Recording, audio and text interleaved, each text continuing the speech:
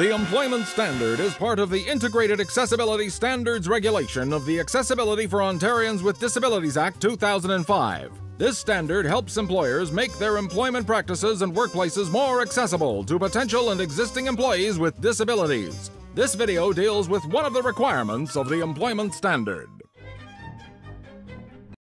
The Human Resources Professionals Association, HRPA, presents.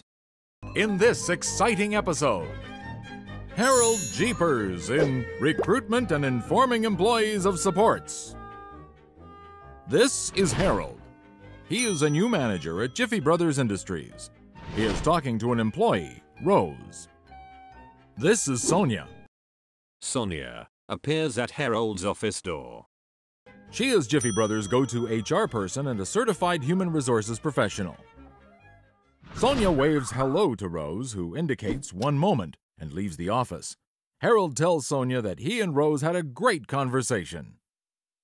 Sonja asks Harold if he knew that Rose has hearing loss but is a great lip reader.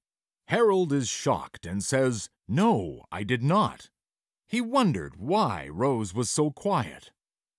Sonja tells Harold that Rose has been writing about how the productivity numbers and engagement scores for employees with disabilities are fantastic.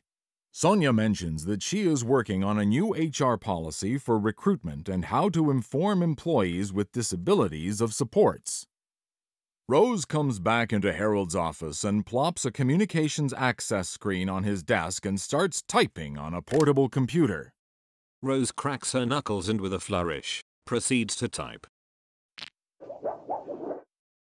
Harold and Sonja watch the words she types on a monitor.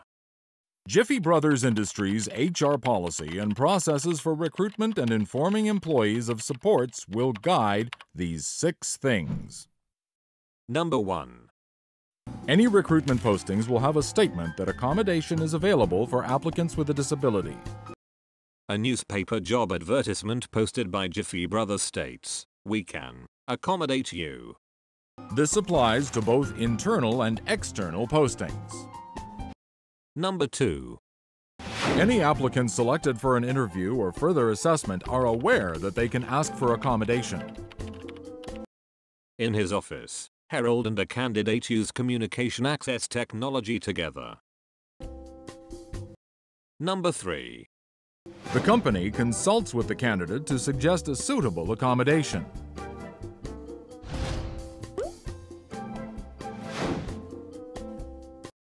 Harold and Craig coordinate and use a mobile device to send a meeting request. The request shows up on another man's computer screen as a speech bubble. Harold and Craig do a high five. Number 4. Any successful candidate who is offered employment is informed about the employer's policy for accommodating employees with disabilities. A large poster drops abruptly in front of an employee, stating, "Congratulations."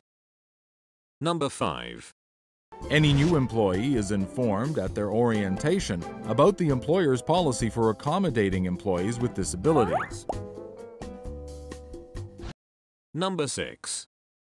The employer regularly communicates its policy on workplace accommodation to all employees, for example, at meetings, on bulletin boards, and more. Back in Harold's office. Harold is truly impressed with Rose's presentation, but he has one question. Rose swiftly picks up her communication equipment and leaves. Rose might be a great lip reader, but how did she know about their recruitment conversation after she had left the office? You have been watching Recruitment and Informing Employees of Supports. The story you have just seen is real, but the names have been changed to confuse relatives.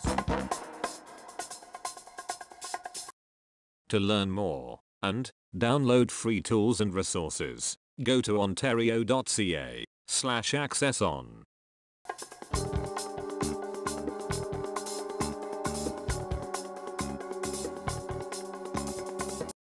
This video is part of HRPA's Enabling Change Partnership Project with the Government of Ontario.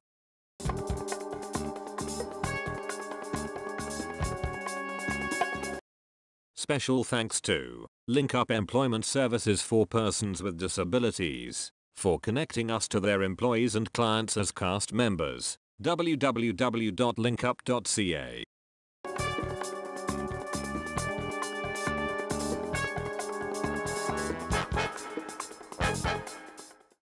Produced by Keyring Media. www.keyringmedia.com